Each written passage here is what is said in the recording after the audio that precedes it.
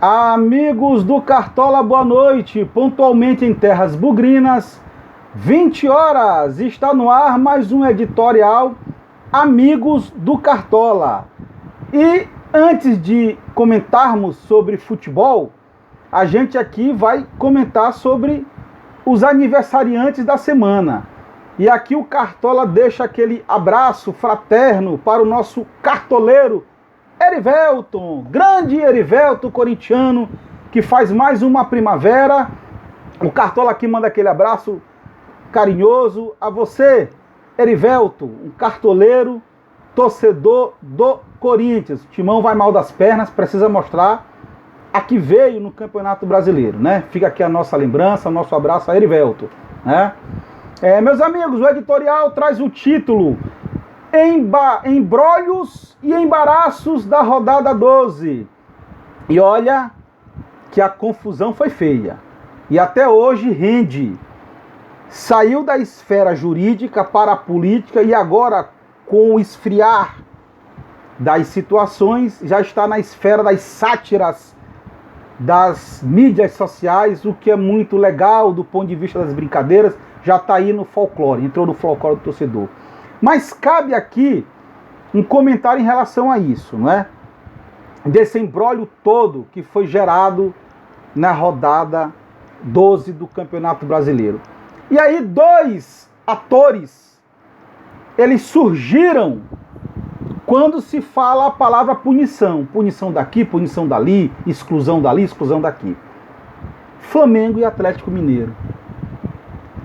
Principalmente para aqueles novos que não conhecem bem a história do futebol, mas fatos envolvendo Flamengo e Atlético não é de hoje.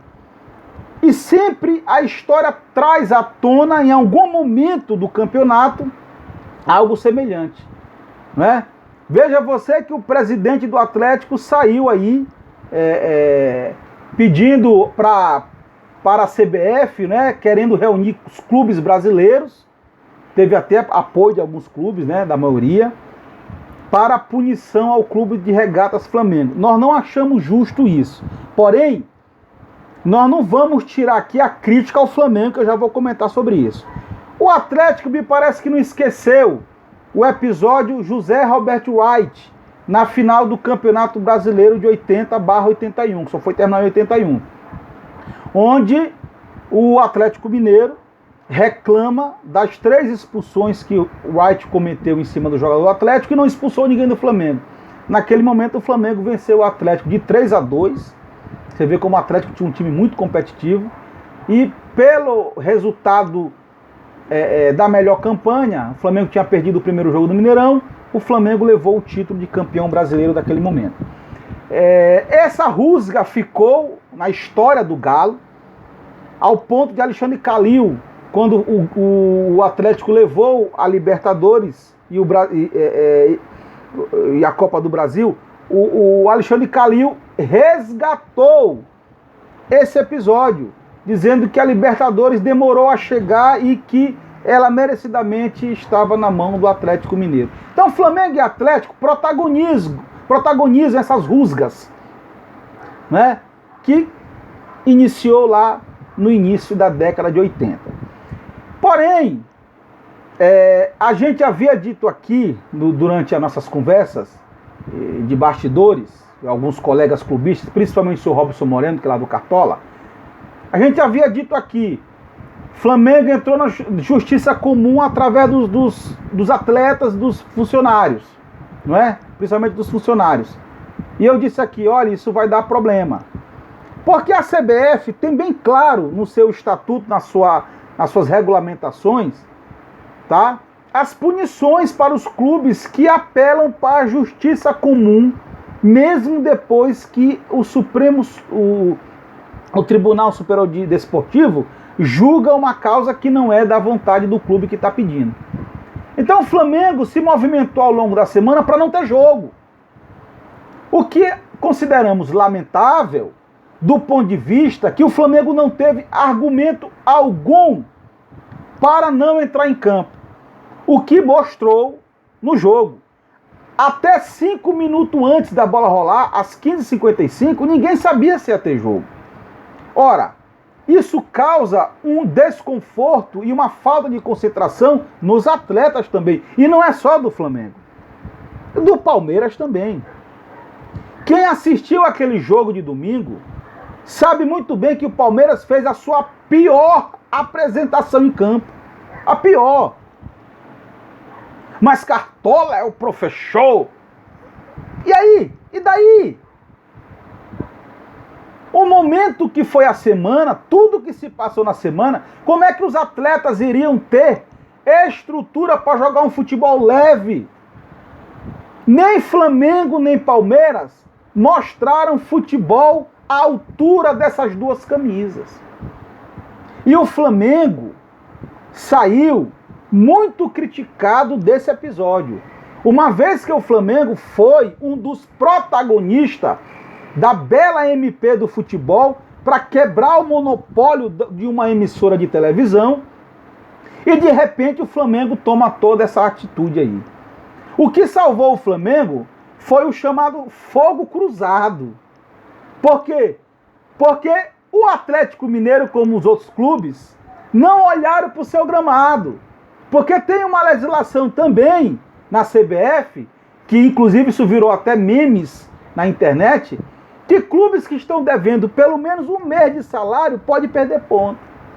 Todo mundo ia para o Caldeirão e o brasileiro ia parar. Ou seja, não é bom para o futebol, não é bom para os patrocinadores, não é bom para ninguém que isso aconteça, ainda mais com um calendário que já começou apertado. Aí veio a crítica injusta a Vanderlei Luxemburgo e também aos treinadores, ao sistema Ramonismo e a Diniz, que eu já vou falar dessa questão aí dos embaraços.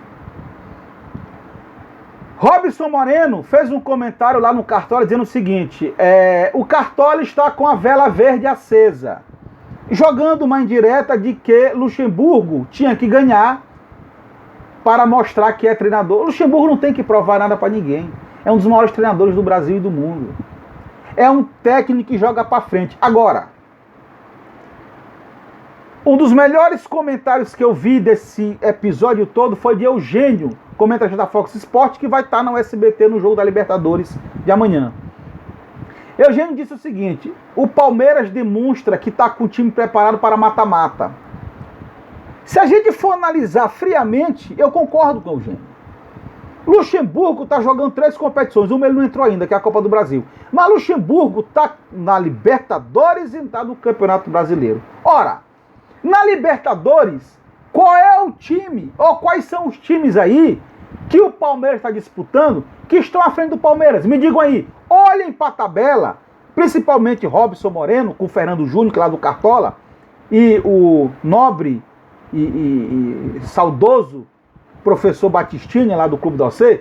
Olhem para a tabela e me digam quem é que está superior em números ao Palmeiras. Nenhum. Nem o Atlético Mineiro, que com as peças, com as contratações que fez, porque foi a pedido do Sampaoli, Sampaoli pediu atacante. Por quê? Porque o Sampaoli é um técnico que tem esse estilo de jogo, então ele só vai pedir jogador com esse estilo de jogo. E o Atlético se comprometeu em fazer. Mas os outros clubes, como o Palmeiras, Luxemburgo recebeu foi enxergado no Luxemburgo que ele tem essa capacidade de promover melhores em elenco, que o elenco do Palmeiras era aquele ali para disputar, e é um bom elenco. Mas não associa este elenco com um elenco que é um elenco extremamente ofensivo, que não é. O Palmeiras não tem um elenco ofensivo. Ele tem um elenco mais cadenciado, criativo do que ofensivo. E aí o Palmeiras, Luxemburgo, com a estratégia que está fazendo de tornar o time copeiro para jogar principalmente a primeira fase, que é uma fase onde é uma fase complicada, porque você tem que realmente se estabelecer enquanto equipe. E o Palmeiras conseguiu se estabelecer na primeira fase enquanto equipe do brasileiro. Tá? Amanhã, com certeza, vai confirmar sua classificação. E aí o erro do Luxemburgo, que a gente considera, é que Luxemburgo nadou na onda da mesmice de pontuação do brasileiro. Ou seja, ninguém se desgarra, todo mundo empata, todo mundo perde, todo mundo ganha, então não houve um disparo de um ou outro em relação. E o Palmeiras está ali, exatamente no G4, com 19 pontos, com um jogo a menos. Né? E aí, nós não consideramos a crítica ao professor Lucha uma crítica de que ele é um treinador que tem que entregar mais. Não, porque ninguém está entregando, está todo mundo aí com seus times no mesmo nível de competição. Tá ok, minha gente? Então, vamos segurar um pouco a onda. Eu sei que o momento foi um momento para sátira. Eu imaginei que os cronistas, principalmente aqueles ufanistas do futebol europeu, aproveitaram o momento para cair em cima do professor Luxemburgo, que tem todo o apoio da diretoria. É o que a gente cobra aqui sempre. Jogador tem que se adequar ao esquema do treinador. E a diretoria tem que ir ao encontro e a ajudar o treinador a manter essa estratégia. Porque senão não adianta. Jogador só querer jogar de um jeito. Não adianta. Então o professor está aí. Tá certo? O Palmeiras vai voltar para o Brasileiro, com certeza, após a classificação, tá? O Palmeiras será outro. Por quê? Porque você já tem uma tranquilidade de jogo, e aí você pode arriscar mais. Então isso tudo estratégia, é o que ninguém percebeu isso. E é o que ninguém está percebendo no ramonismo e no modelo Diniz de treinar. Né? Ora, o São Paulo é um dos times que menos faz gol, menos conclui. Mas é um time que arma, é um time que joga bonito. O São Paulo hoje é um time que joga bonito. E um dos melhores jogos que eu vi foi contra o Internacional. Mas o São Paulo não ganhou. De novo a crítica a Diniz. E eu pergunto, quem é que vai assumir o São Paulo no lugar de Diniz? Não tem. Diniz é um excelente treinador. Agora não adianta o treinador montar um sistema de jogo, um treinador montar um conceito e você não ter peças. Eu vou bater nessa tecla aqui diariamente, todas as vezes que a gente vir pro editorial, eu vou bater nessa tecla e ninguém vai me provar o contrário. Porque se a gente for pra várzea e montar um time com perna de pau, ele não vai ganhar esse time. Tu pode arrumar tuas peças, posicionar para dificultar o adversário, mas o adversário vai encontrar uma forma de fazer o gol e vai ganhar sempre, porque não tem peças. Eu vou dizer isso sempre aqui e eu quero que me prove ao contrário, principalmente o seu Robson Moreno lá do Cartola. O São Paulo não tem atacante. Alguém já tentou para isso? E aí eu lembro do nosso amigo Tony lá do Cartola. Atentou para isso, Tony? O São Paulo não tem atacante. Mas Cartola, Luciano não é atacante. Ele está na posição, mas não tem um perfil de atacante.